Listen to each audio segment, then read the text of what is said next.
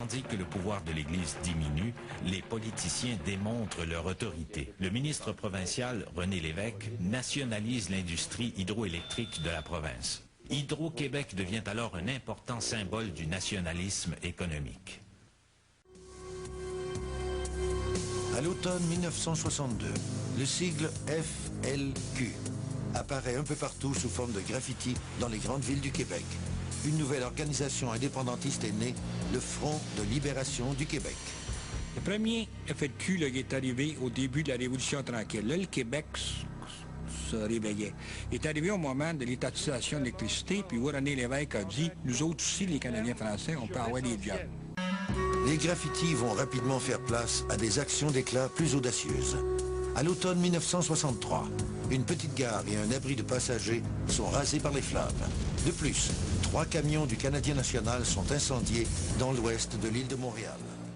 Les extrémistes avaient fait leur début quelques années auparavant. Leur marque est gravée dans les graffitis relevés au début des années 60.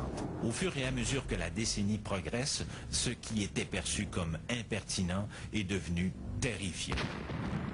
Le FLQ est lancé sur la scène en 1963 avec une campagne de violence. Ses premières cibles sont des symboles comme la statue de James Wolfe, le général britannique qui a conquis le Québec sur les plaines d'Abraham en 1759. On a commencé à dire, au Québec même, dans l'économie, dans la société québécoise, les Québécois sont au bas de l'échelle. Les Québécois francophones sont au bas de l'échelle. Puis ça a été de plus en plus important dans tous les messages du FLQ. En 1963, le Québec va subir une escalade de violence sans précédent. Le 8 mars, des cocktails Molotov sont lancés sur 3 casernes de l'armée canadienne à Montréal. Un communiqué émis par le Front de libération du Québec, qui se qualifie lui-même de mouvement révolutionnaire composé de volontaires prêts à mourir pour l'indépendance du Québec, revendique cet attentat. Le 1er avril 1963, une semaine après l'attentat contre l'armée canadienne, 3 bombes explosent coup sur coup. La première aux portes des bureaux du ministère du Revenu fédéral. Une autre près de la gare du Canadien national à Montréal. La troisième sur la voie ferrée qui relie Québec à Montréal, à la hauteur de Nicolet, quelques heures avant le passage du train transportant le premier ministre canadien, John Diefenbaker. Dans la nuit du 20 avril 1963, à l'arrière d'un centre de recrutement de l'armée canadienne, un veilleur de nuit meurt sur le coup quand une bombe du FLQ explose à quelques mètres de lui. À la recherche d'indices pour identifier les terroristes, la police effectue plusieurs descentes et perquisitions chez des sympathisants de la cause indépendantiste, mais sans résultat. Au printemps de 1963, le FLQ s'engage dans une de ses opérations les plus spectaculaires. Dans la nuit du 16 mai, une série de bombes déposées dans des boîtes aux lettres explose à Westmount. Les déflagrations se font entendre à des kilomètres à la ronde. C'est la panique dans la population.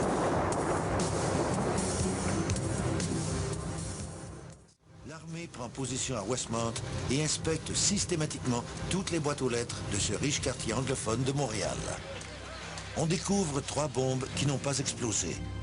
Le sergent-major Walter Leah désamorce avec succès les 2 premières. Mais la 3e lui saute dans les mains et le blesse sérieusement. Cette nouvelle victime n'arrêtera pas les felkistes.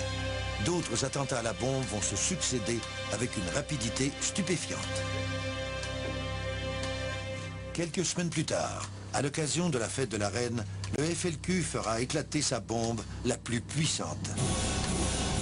L'engin, composé de 75 bâtons de dynamite, explose à l'arrière des quartiers du 2e régiment du corps de génie de l'armée canadienne. Les policiers arrêtent 23 sympathisants felkistes. Gardés en isolement durant plusieurs jours, ils sont longuement interrogés par des enquêteurs de la Sûreté du Québec et de la GRC. 21 d'entre eux seront tenus criminellement responsables de la mort du veilleur de nuit, Wilfrid O'Neill.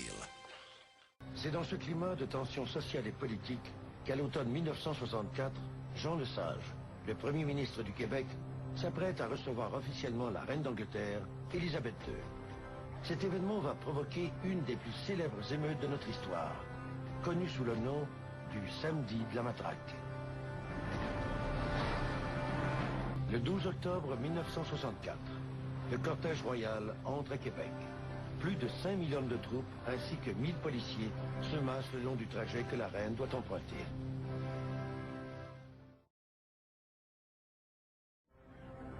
Devant le Parlement, à la porte Saint-Louis, près de la citadelle, partout où passe le cortège royal, les gens sont matraqués. La veille de l'élection de 68, Trudeau vient à Montréal pour participer aux célébrations de la fête de la Saint-Jean-Baptiste. Pierre Bourgault et plusieurs autres séparatistes présents croient que Trudeau a trahi le Québec. La police charge aveuglément dans la foule.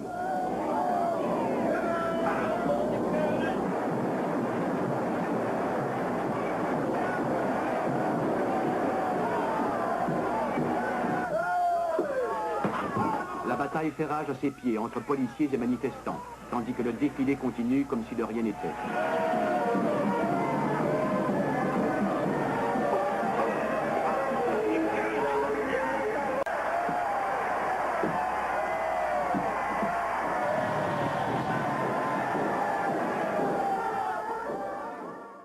Trudeau remporte facilement l'élection à la faveur de la vague de la Trudeaumanie.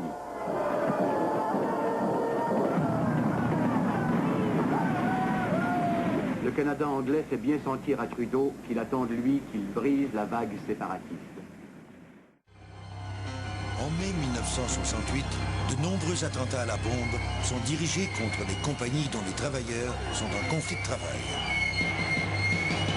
Ces bombes explosent sur l'ensemble du territoire de la ville de Montréal, créant un climat d'anxiété et d'inquiétude.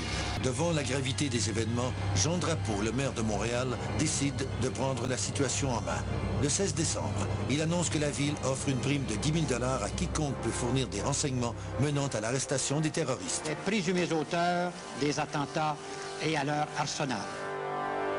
Le FLQ riposte aussitôt. Le 31 décembre 1968, une bombe explose à l'hôtel de ville de Montréal.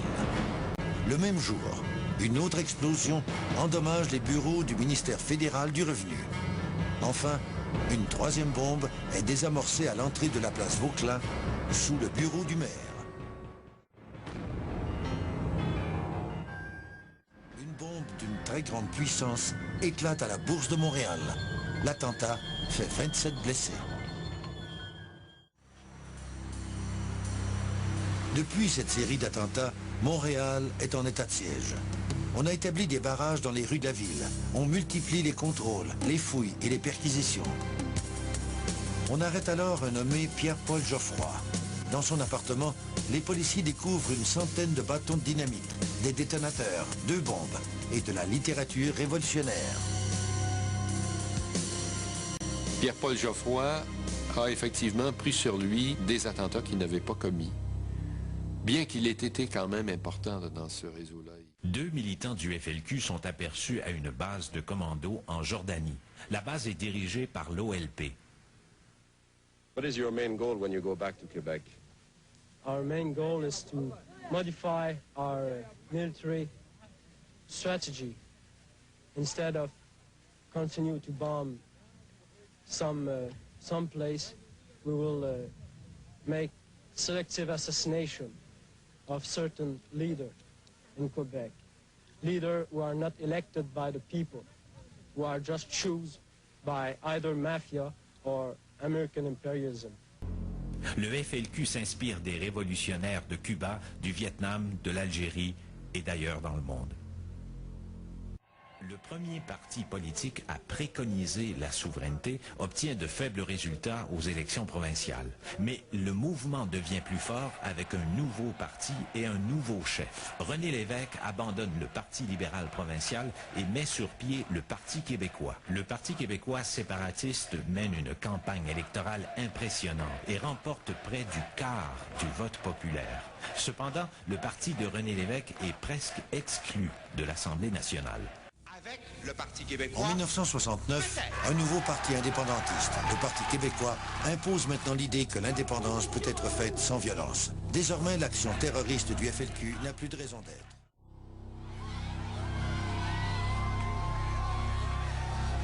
Mais l'élection du 29 avril 1970 est une amère déception pour les indépendantistes.